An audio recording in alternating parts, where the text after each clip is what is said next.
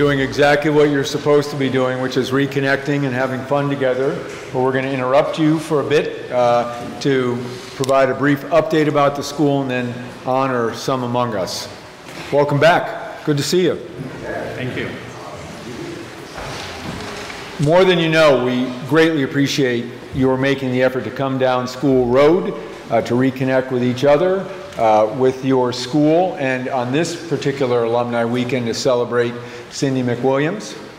Let's add another round of applause.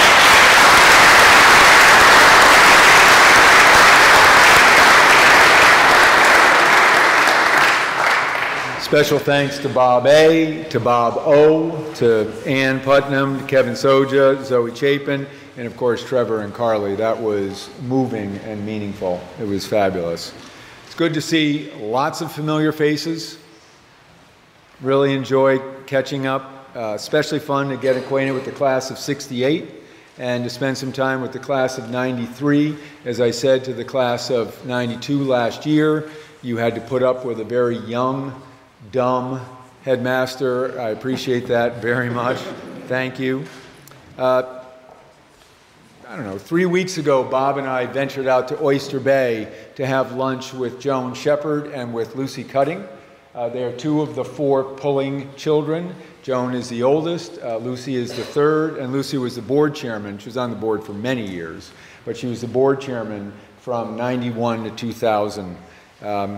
And it was just a joy to see their excitement and to experience their excitement as we brought them up to date on the school. We told them about enrollment at 350. They were stunned. They couldn't imagine a school that size with over 600 applicants this year for 100 openings. And the fact that since 2012, and some of you know this because you're surprised by the building back there, we've increased our boarding population by 50 since 2012. And that way, we're one of the few boarding schools in the country that has increased its boarding population.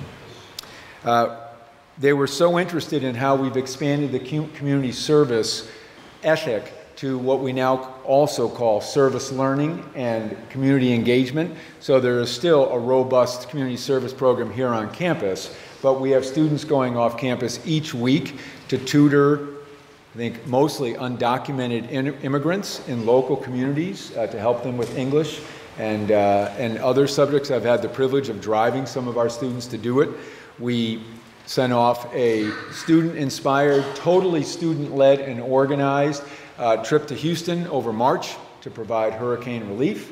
And we have, I think, when, Simons? Next week, a trip going to Ghana to work with the Right to Dream Foundation, and then a trip going to South Dakota. And that, again, was created by Olivia May, who just finished her first year at William & Mary. So that was really fun. They were interested in athletics, and so we got to tell them about how boys varsity soccer and boys varsity tennis made it to the finals of the New Englands, and then boys and girls squash are New England champions. And boys squash was New England champions in Class B that included our nemesis, Berkshire. We beat them. And Brooks and Westminster. And they were outstanding.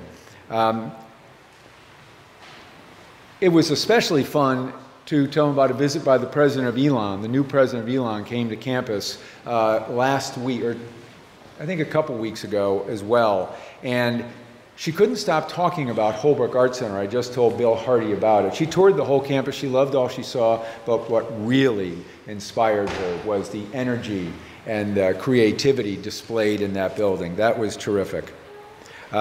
We brought them updated on the college process. 70% of the class of '18 was accepted to their first or second choices with places like Bates, Claremont, McKenna, Colorado College. Actually, these are where kids are going.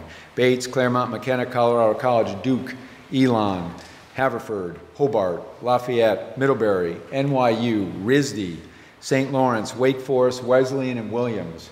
What I should have also said about athletics is that I think most of you now know that football returned to campus 2 falls ago in the form of 8-player football. Well, we have a recruited college football player going off to Williams in the fall. He had hoped to be a recruited college basketball player. And one of the reasons he chose Williams over Middlebury and Washington and Lee is Williams said, you can try to play basketball as well. What I didn't tell them, going back to athletics, is that on Wednesday night, Gatorade announced its National Player of the Year for boys soccer. And it went to Hosseini Buddha, Millbrook class of 2019.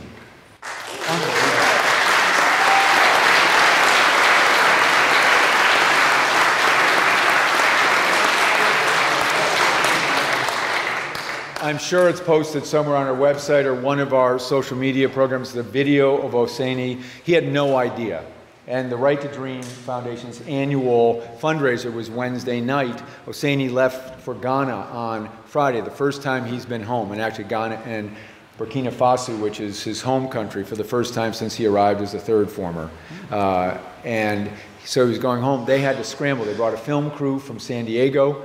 They surprised him and filmed him, and then they were here filming the campus and filming him. So he is the best high school soccer player in America.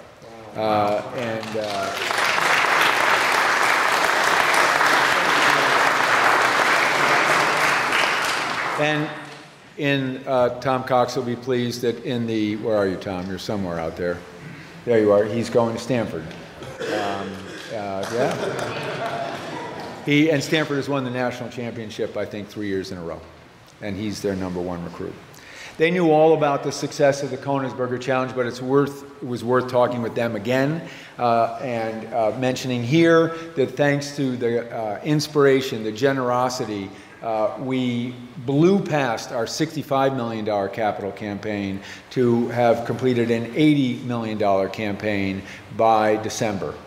And Robert and Dela Konigsberger said, you've done a great job with buildings and you need to do a better job with endowment. So we will give you $4 million if you raise 16. And we did. And initially they gave us 4 months. I negotiated and got 8. That has created an incredibly strong balance sheet for the school. Financial aid for the first time in 28 years is going to increase as a percentage of the operating budget because it's now endowed, which is the way you have to do that. We are now spending $1.4 million each year just to care for the campus, what's called PRISM. And then in addition, the board just established, thanks to the strength of our balance sheet, a $400,000 fund for 5 years that will deal with deferred maintenance. If you ask, well, what's the difference? Deferred maintenance is off schedule, it should have been done. Think the columns on this building, which will be replaced this summer. So along with all that, we told them about how we know we need to get better. We need to continue to evolve as an institution. We need actually to do exactly what their father wanted this place to do, which is to be conservatively progressive, to always look at the best of what we do and the traditions that we should keep, but always look to get better. It's a tension that is in Millbrook's DNA. It is in our DNA to be aspirational, to be humble. And so we were talking about that. Some of the themes ahead of us, mental health. You may have read how adolescent anxiety, adolescent depression are on the rise. Well, we experience that. And we are looking at ways to get ahead of it. I went to 11 culminating experiences for senior presentation. 4 of the 11 talked about mental health and ways to address it proactively, whether with an outdoor program, with more arts education, with a wide variety of things. So we are working on that. We've hired the first school doctor in Millbrook's history. Our director of health services is an MD who has been working at Lafayette College, and she and her family, she has a son who will be a senior and a daughter who will be a 5th former. They're moving into one of the apartments in Konigsberger Hall behind us. Related to that, we're thinking a lot about sleep and the brain research that we've been introduced to that says teenagers need to sleep longer, and especially between the hours of 6:30 and 8:30 a.m. So we have a group, Martha Clisby and Trip Powers have been doing a lot of work looking at our academic schedule, frankly figuring out how to find 25 or 26 hours in a day, because we would like to start classes at 8:45, 9 o'clock, but in the fall that creates some real problems with practices, especially when we turn back the clock, so we're working on that. And I don't have it with me, it's over there, we're spending a lot of time, as you will see in our Alumni magazine, on screens.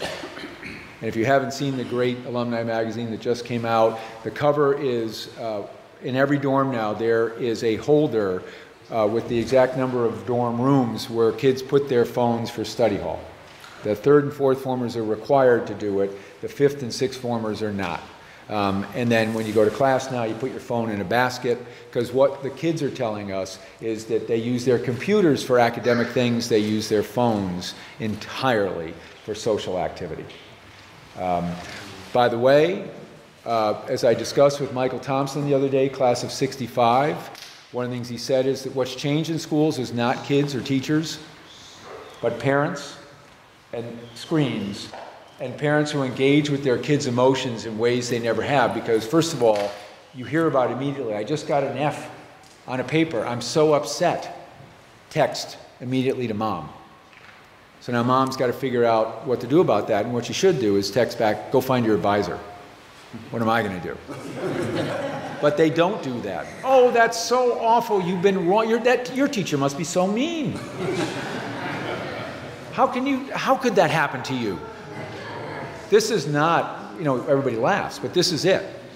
This is it. So we're spending a lot of time on screens, and we'll have Dan Skolgan, our Dean of Students who just finished his 2nd year, has been working with the dorm leaders, the dorm heads, to think about that as we go forward. We finished Vision 2017, so we're on to Vision 2023, and the priorities for that will be finalized at this fall's Board of Trustees meeting. It will again involve 2 components, continuing to make progress with the facilities on campus. One of the things we need, for example, is 2 more basketball courts. We have 4 basketball teams, we could easily have 5, and we need more space because we don't want practices to go past study hall. And so we're working on that. But there'll also be another endowment component. Our endowment will be $60+ million shortly. I think the board and I agree that the next plateau has to be somewhere around $100 million, which will put us in elite company. Meantime, we've got stuff we're already doing. You've seen the asbestos warnings in the schoolhouse. What was the science facility and even a smaller science facility and the old guards day is going to be completely gutted. We're doing the asbestos removal right now. The gutting will start on Monday or Tuesday, and that will become a humanities center with 5 classrooms, academic facility, support facilities, so offices for the history department, proper space for the silo. That's all happening. And while I'm on that topic, I would like Daniela Voigt to raise her hand, please, and stand up, please. Daniela, please stand up. Daniela is the architect for every campus on this building since 1999.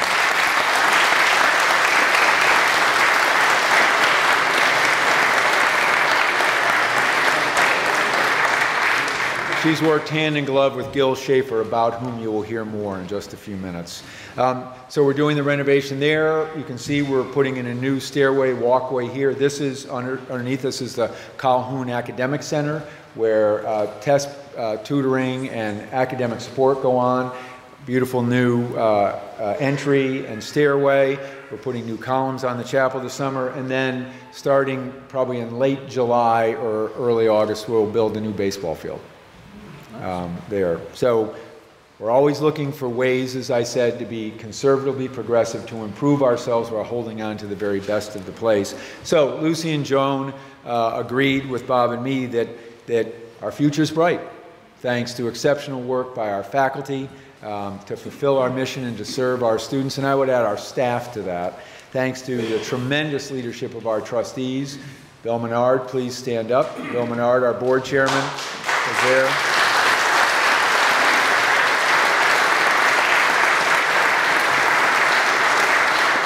Our applause is very well deserved. And finally, the enthusiasm and commitment of our alumni and parents. And that enthusiasm and commitment are so evident right here with all of you coming back to share in the joy and success of this place. So thank you all very much. It's terrific. It's so exciting to be part of all of this. And with that, I'm going to turn to the man who needs no introduction, Robert W. Anthony, class of 1965.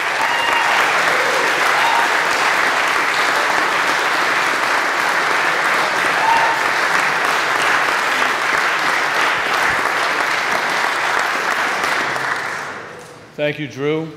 I know every one of us who are alums are so grateful for the 28 years of tremendous leadership that you provided this school. So thank you.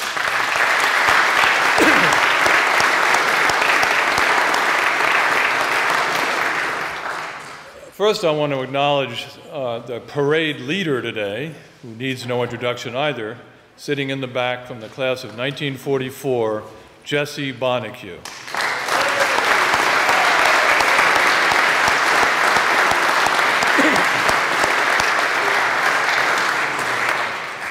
So we're here to present some awards today.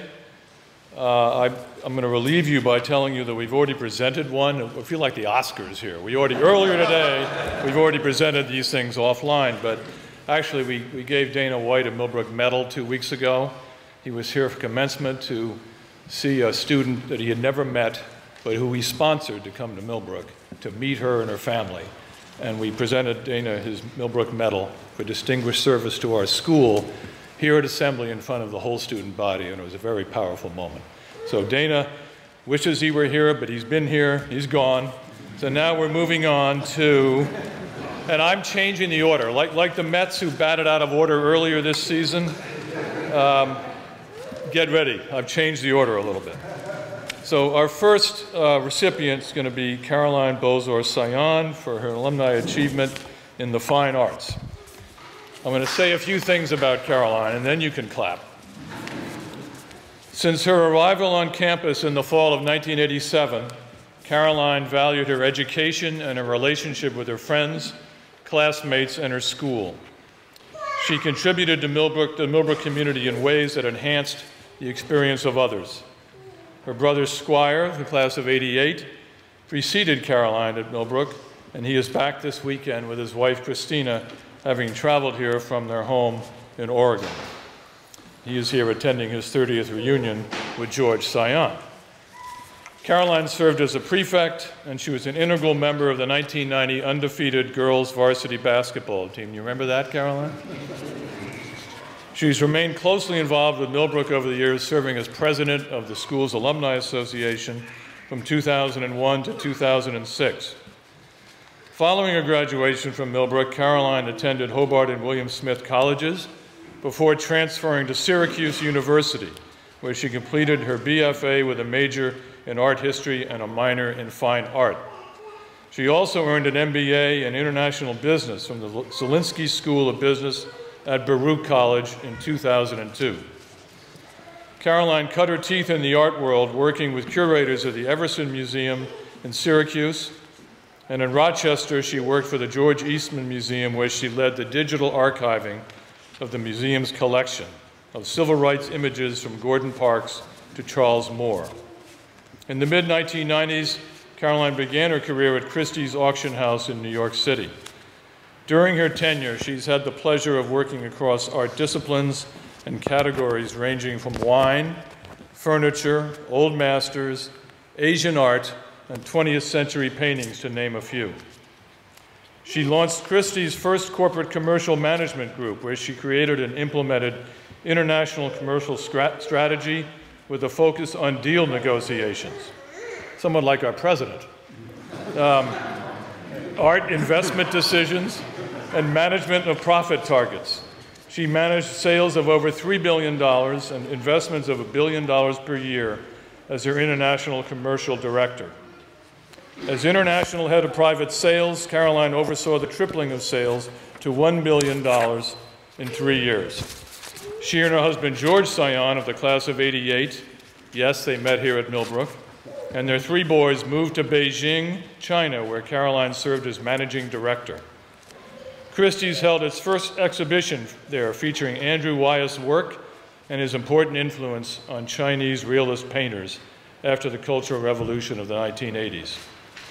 Caroline launched Christie's first mainland China auctions in Shanghai in 2013, and the first auction featured the sale of a Picasso for $1.5 million, the highest price paid for a Western piece of art at auction in China.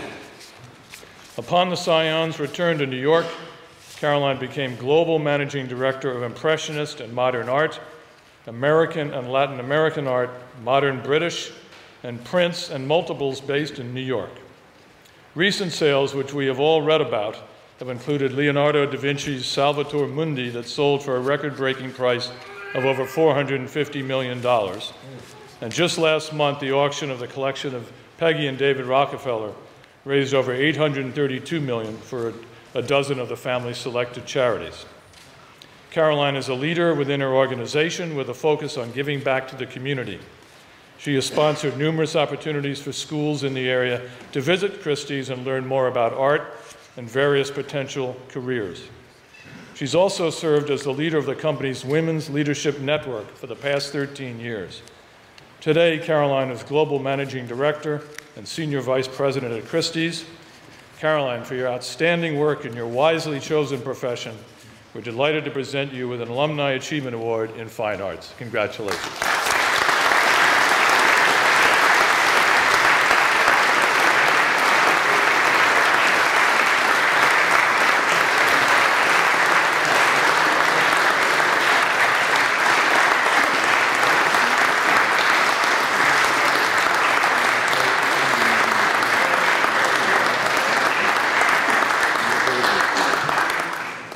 Thank you very much. Bob told me to come and get the award and then thank Millbrook in a few words. For all of us who've gone to Millbrook, that's not an easy thing to do. But one thing I thought was really poignant this weekend, and to quote Trevor McWilliams, I don't know if he's here, he just did a wonderful toast to his mother. He talked about having, and I've had the privilege of following my passion into a profession, and I've had a lifetime of being challenged, educated, inspired. And people often ask me, how did I get where I've gone? And Millbrook always comes to my mind. And it comes to my mind in a lot of different ways. We didn't have Holbrook Art Center, which is amazing, but it did give us all a platform for creativity, innovation. I think we were all challenged here. But I think in particular right now, with Cindy McWilliams' send-off this weekend, as a woman in a time where we're looking for more leadership, I think of Millbrook as giving me an incredible opportunity to develop that, inspired by that, challenged through that. I was given wonderful male and female role models, but it has really given me a toolkit to strive and pursue in an industry where I was not surrounded by women. And I thank Millbrook for that. Thank you very much.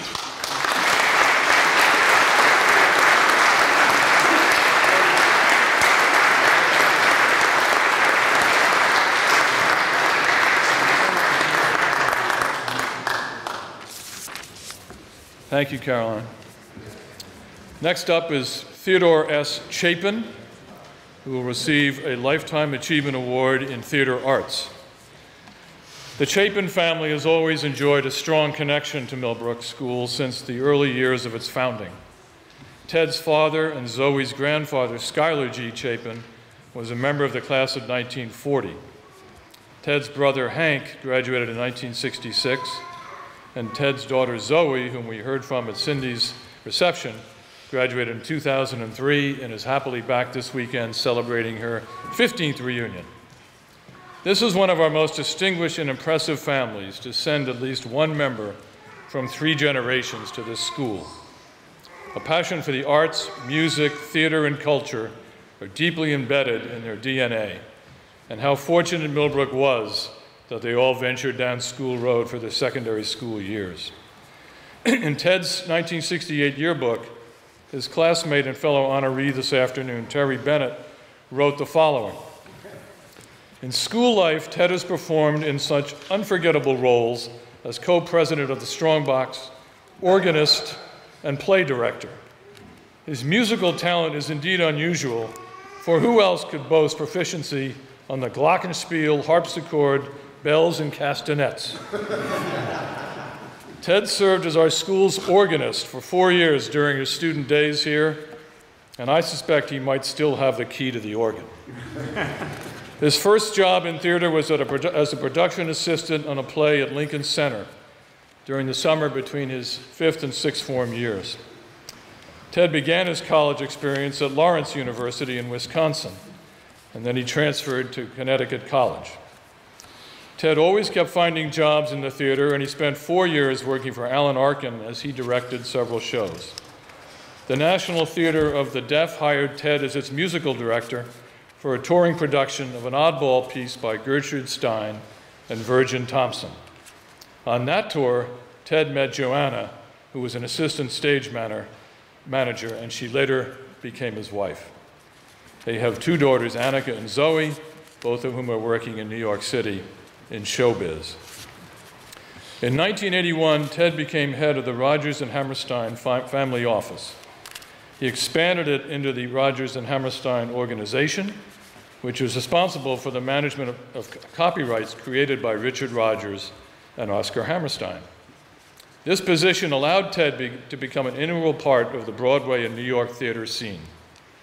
On his watch, there have been new major productions of the musicals on Broadway, 7 Tony Awards for Best Revival to date in London and around the world, major television productions including The Sound of Music Live on NBC, and Cinderella with Whitney Houston on ABC. While the Rodgers and Hammerstein family sold the business a few years ago, Ted continues as president and chief creative officer of the organization on a non-exclusive basis, which has allowed him to become involved in even more theater-related activities, such as taking on the producing of the Lyrics and Lyricists program at the 92nd Street Y. Ted has served as chairman of the American Theater Wing, and he remains on that board as well as on the boards of the New York City Center, Goodspeed Musicals, and New Music USA. He's an emeritus trustee of Connecticut College, has written several books, and has been a guest lecturer at numerous universities, including Yale, Columbia, Princeton, and NYU. Ted, all of us here are honored to present you with a Lifetime Achievement Award in the theater arts. Congratulations.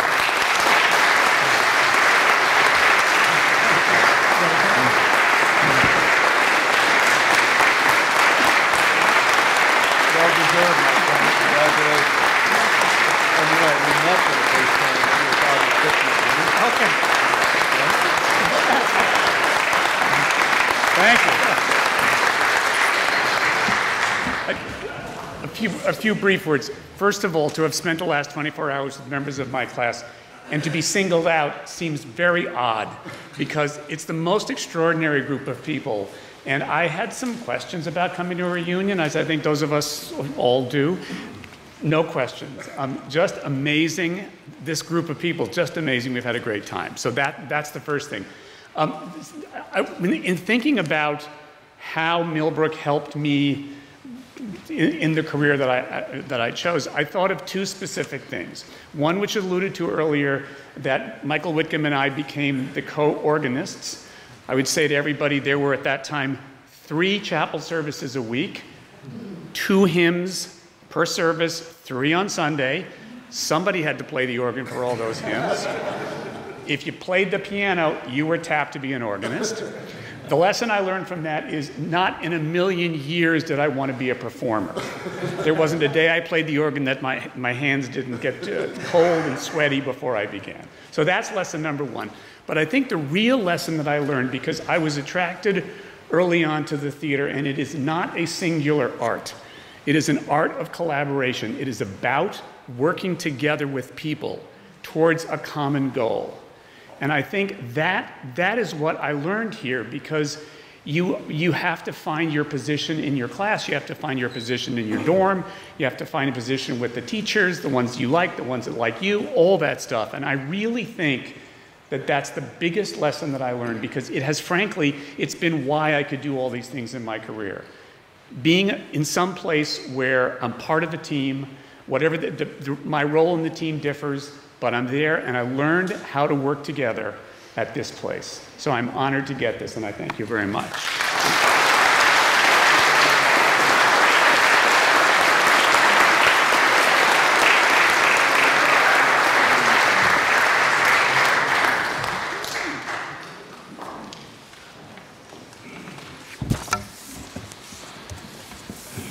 Now I'm here to present the Edward Pullen Community Service Fellowship Award to the Very Reverend A.V. Terry Bennett, class of '68. On behalf of the Millbrook School Alumni Association, it is my distinct privilege to present the Community Service Award this year to Terry Bennett, who is back, along with Ted and others, to celebrate their 50th reunion this weekend. This award was established at the time of the school's 50th anniversary in 1981. And it is awarded from time to time to a Millbrook graduate who, in a distinctive way, has extended the principles and spirit of community service in his or her life beyond Millbrook. It is indeed an honor for us to have Reverend Bennett and his wife Leslie here with us this afternoon from Ontario, Canada. Terry currently serves as interim priest in charge at St. Peter's Anglican Church in Churchill, Ontario. He hailed from Fitchburg, Massachusetts, is that correct? While a student at Millbrook, he was vice president of the student council as well as head of the Wednesday night cook squad. We remember those wonderful Wednesday nights. Millbrook exposed Terry to classmates from varying backgrounds and helped to broaden his vision. Our school's community service program had a lasting impact on Terry, and caring and sharing became instinctive. In the tumultuous year of 1968, when both Dr. Martin Luther King and Robert F. Kennedy were assassinated and the Vietnam War was raging, Terry took his idealism and went to work for presidential candidate Eugene McCarthy. But he left the United States prior to the election, as Millbrook helped him earn a scholarship in Great Britain through the English-speaking Union. He returned to North America in the summer of '69 when his family moved to Canada. Terry also went to Lawrence University in Wisconsin, commuting from Sudbury, Ontario. He transitioned from politics to faith. He joined the Third Order of St. Francis and was accepted at Trinity College of the University of Toronto. There he earned his Master of Divinity degree, which entailed working with the poor and the disenfranchised in Toronto parishes. After graduation, he was preparing to become a full Franciscan monk when two things happened. He was diagnosed with cancer, and he fell in love. His future wife nursed him, and Terry proposed to her, not knowing if he would survive. Of course, thankfully, Terry prevailed. He received only a small salary as a priest, so he volunteered in the Sault Ste. Marie District Jail. Eventually, the government paid Terry to minister to inmates, but he never had a day off in his first 8 years because the jail took nearly all of his spare time. During his long and distinguished career, Terry held a number of posts, including chaplain to the terminally ill, chaplain to the Royal Canadian Air Force, and advocate for Canadian veterans. He also established a number of food banks and meal programs for those in need. He and Leslie somehow found time to raise a family, and they traveled 300 miles every Sunday to cover various parishes and the jail on Sunday night. In 1987, he gave up his jail work and took on poverty. Terry and Leslie's children grew up caring for the needy, and Leslie herself acted on her passion for the poor. With other faithful colleagues, Terry helped to start a daily meal program in Kingston, Ontario, where they served 3-course meals with dignity for $1. They initially served 25 customers and moved quickly to feed 200 people a day. Terry returned to parish work, and he continued building meal programs that fed 200 people each week. He raised money to help fund his efforts and founded a group called James's Place, which now gives away more than $25,000 a year in cards for food, fuel, laundry, and bus fare. 15 years ago, Terry started a Christmas Day turkey dinner to assist and feed 250 lonely, aged, and forgotten people on Christmas Day. Terry's life is focused on helping Native peoples, inmates, the grieving, the poor, and the lonely. All of us, Terry, are so proud of your selflessness, your hard work, your dedication, and we're delighted to present you with the 2018 Edward Pulling Community Service Award.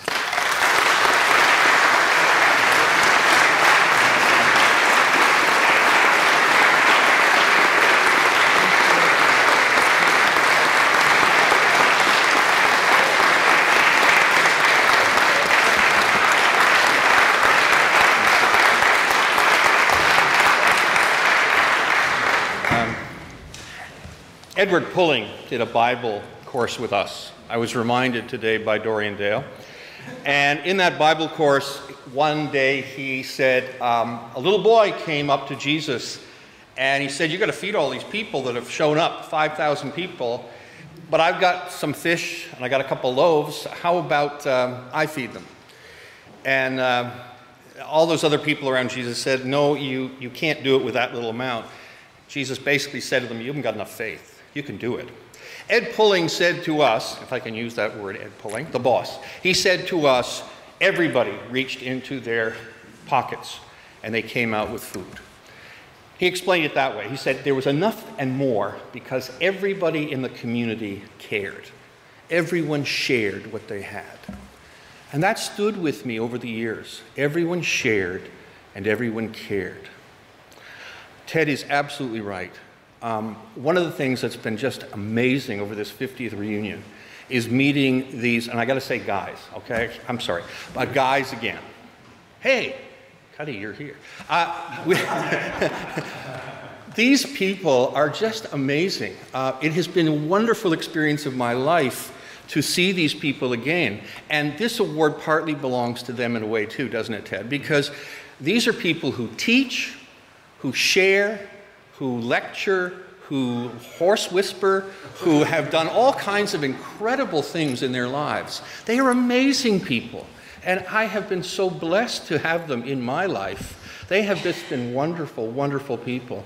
I do hope we see each other again along the way, because you guys are great. And I got to thank my wife, who's up there taking a picture at this point, because she was willing to do all those things I am, and she's been as devoted to people in need as I have.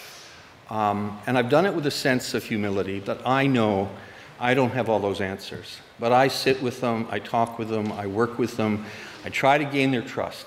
And Native people in Canada are a huge, huge issue. And I worked with Native people for 5 years. I don't know them any better now than I did when I started, but I've loved them. And I have loved you guys. You too, Mark, even when you get sick. I have loved all of those people that have touched my life, and Millbrook has been absolutely inspirational in everything. Not just the boss, but all of you bosses as well, who have touched my life in many ways. Feeding 5,000 people isn't hard if you all pitch in, if you all serve. Thank you very much.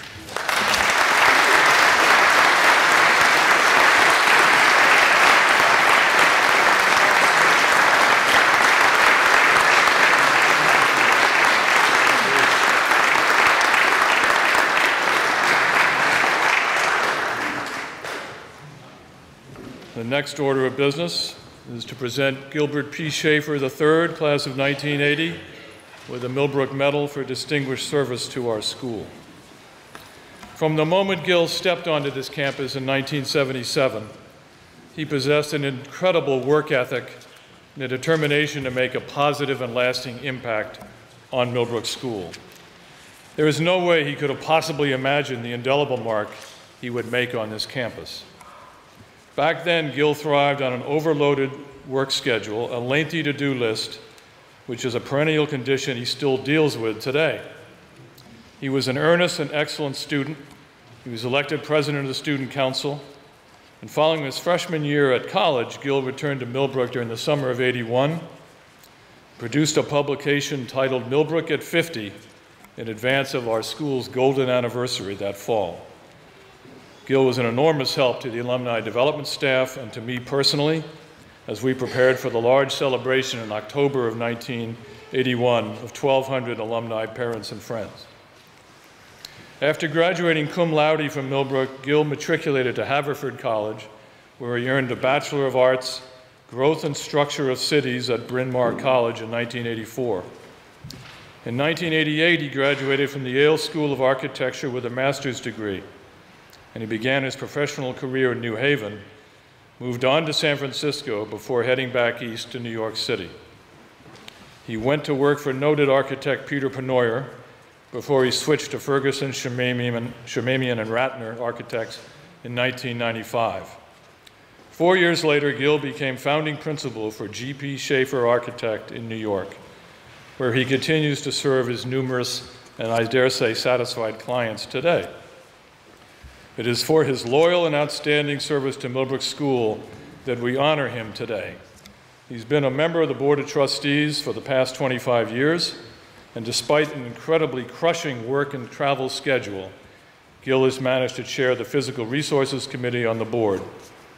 Careful and wise planning are essential for any building project, so it is no surprise that Gil was also chair of the Long Range Planning Task Force on Physical Resources. Millbrook's campus has always been considered an attractive and bucolic treasure. With the tremendous building boom that was required to modernize this campus and add facilities to serve a student body of more than 300, Gil collaborated with Daniela Voith and her team from Voith and McTavish Architects in Philadelphia to preserve the natural beauty of the campus while adding new structures that fit into the campus plan and which have greatly enhanced our school's ability to deliver on our mission. Gil and Daniela have the innate ability and good sense to understand Millbrook School and to get it right. He has played a key role in virtually every building project on campus for the last 25 years. Along with the members of the PRC, Gil has overseen the construction of the Meggs Zoo Education Center, the Mills Athletic Center, the Holbrook Arts Center, the zoo parking lot, the new Squash Center, the 3 new athletic fields to the north, which include McWilliams Field, the turf field, and the Champions softball field, the Skylar Haynes Memorial Terrace, the Hamilton Math and Science Center, the solar field, Koenigsberger Hall, and adjacent amphitheater, the new maintenance facilities, and the renovations of Callard House, Abbott Hall, the barn, Prum Dining Hall, transformation into our new school living room, and the construction of new faculty housing, the renovation of the mill, and the Flagler Memorial Chapel now underway, and of course the construction of our new dining hall completed 2 years ago now, with the Millbrook Farm situated to the north. Wow. Yeah. And the list goes on, as do Gil and his talented colleagues. Author of 2 coffee table books titled The Great American House and A Place to Call Home, and I recommend them both to you.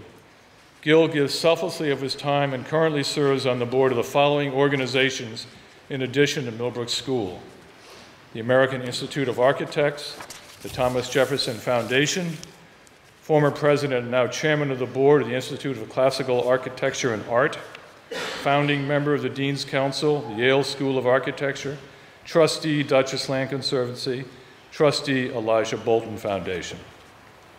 Gil has received well-deserved and broad recognition for his professional work, in fact, far too often to even attempt to mention here today. But since 2012, he's been named by Architectural Digest as one of the top 100 architects and designers, and he's received numerous Palladio and Stanford White Awards for his outstanding work. He's constantly on the lecture circuit and participates in presentations and on panels throughout the United States and Britain. There is a Latin inscription under Harry Harkness Flagler's portrait in our school library that I like to cite occasionally. It certainly is apt when summarizing Mr. Flagler's vision and contributions to launch our school, and it is very appropriate when describing our founder, Edward Pulling. The quotation also appears in St. Paul's Cathedral in London as a tribute to its famous architect, Sir Christopher Wren. It also applies to Gilbert P. Schaefer. Si monumentum requiris, circumspice. Translated, it means if you need a monument to this man, all you have to do is look around. Gil, for your distinguished service to our school, we're delighted to present you with the Millbrook Medal. Congratulations.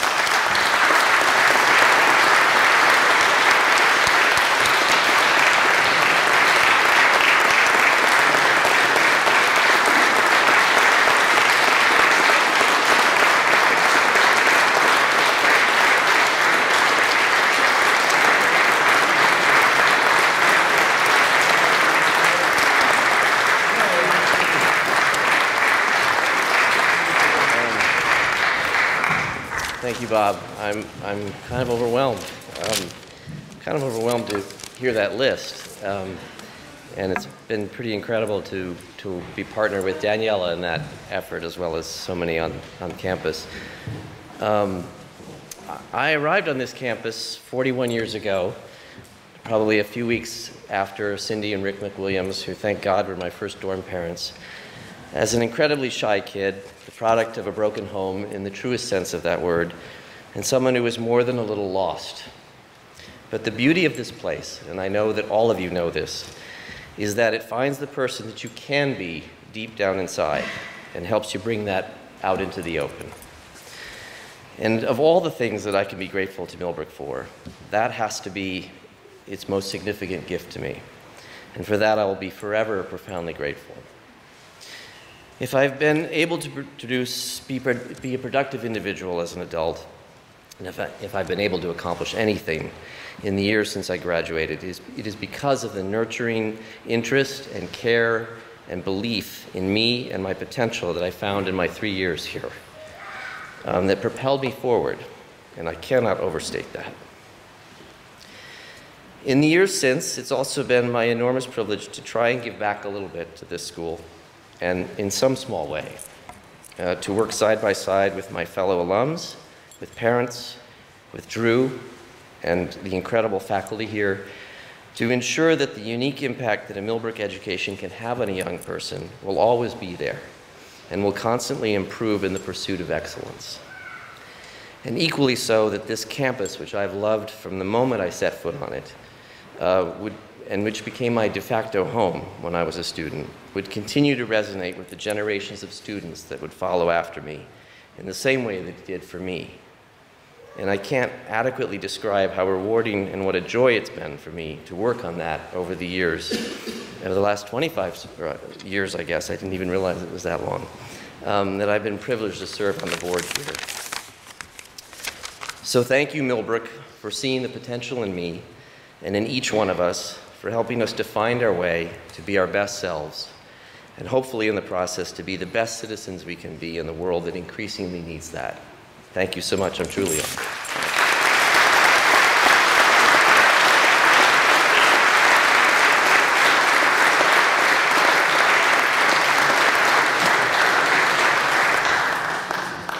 It's now my great pleasure to call to the podium Deborah Vanacek, who is director of our annual fund and one of the great architects of this weekend. Deb?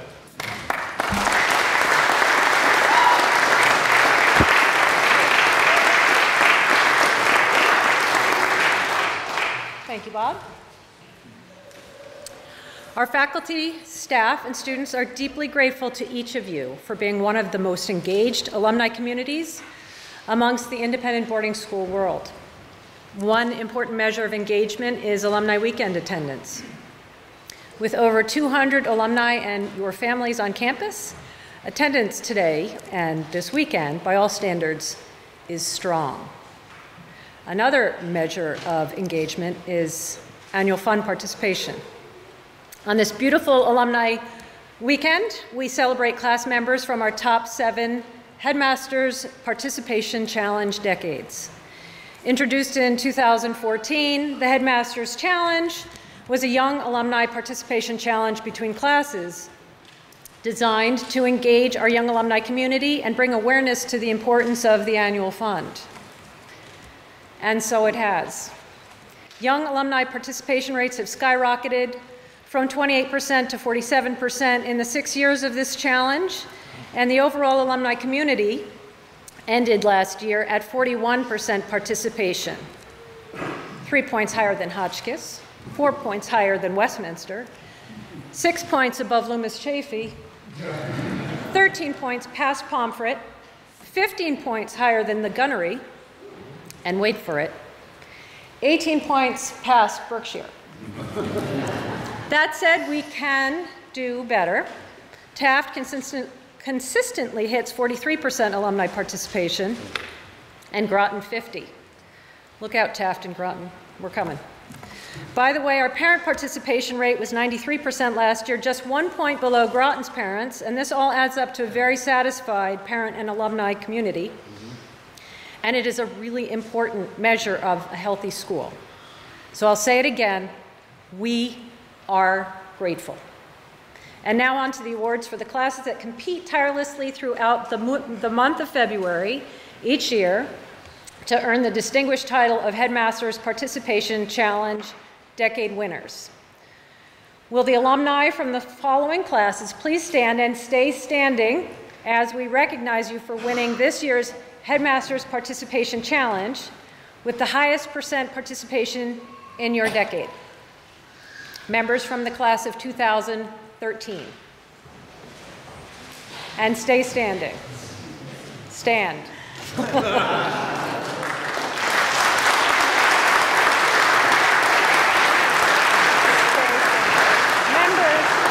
Members from the class of 2003.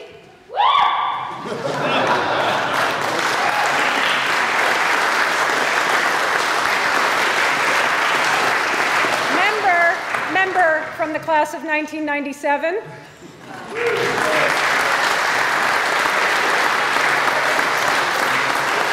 Members from the class of 1988.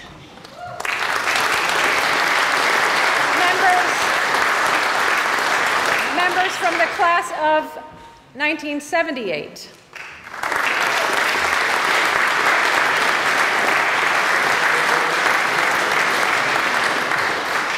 Please give this group of alumni another heartfelt round of applause.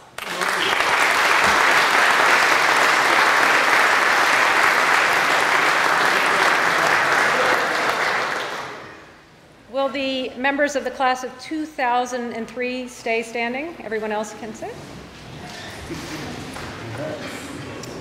So I'd now like to turn our attention to the winners of the Callard House Cup Challenge, the class with the most donors for 8 years running, with 53 donors in the class of 2003, led by class agent Eliza Cantley. Welcome.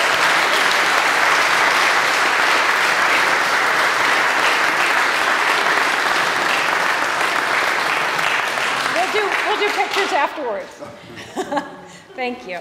And finally, the Alumni Performance Award goes to a class or classes that have shown significant achievement or performance in a particular fiscal year. This year's Alumni Performance Award goes to the class of 1978. Please rise. Led by class agent Tom Tortolani.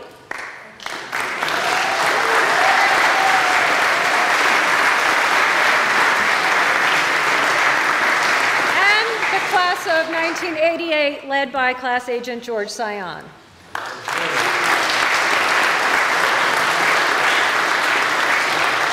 Thank you to both classes and to Tom and George for your important leadership during the February Headmasters Challenge as newcomers to the decade. Again, please join me in congratulating all our alumni participation winners, and thank you to everyone here for your loyal support and important support of Millbrook.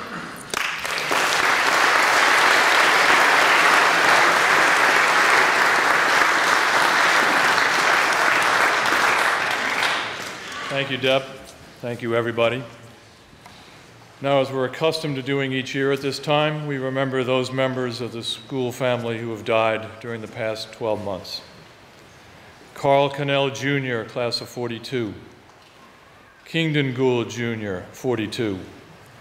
Hoyt Ecker, 44. John E. Aldeborg, 45. David B. Ray, 48. David Chaplin, 49. Richard W. Darrell, 51. Thomas C. Jones III, 51. Monty Manet, 51. John S. Park, 51. Griffin W. Oakey, 62. John B. Teeter Jr., 64. Frank K. Bonson, 67. H. Herrick Stickney, 68. Abraham Diaz Soltero, 71. William R. Craig, 72. And former member of our staff, Patricia Glennon, parent, class of 98. Rodney J. Smith, 2003. Former faculty and staff member Ted Lindsay. and our friend Lauren M. Whalen. I ask for a moment of silence in their memory.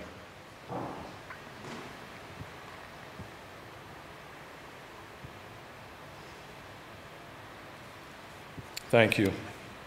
In closing, it is my custom to read our founder's favorite prayer. O Lord, support us all the day long as the shadows lengthen and the evening comes, and the busy world is hushed and the fever of life is over. Then in thy mercy, grant us a safe lodging and peace at the last. In Christ's name, amen.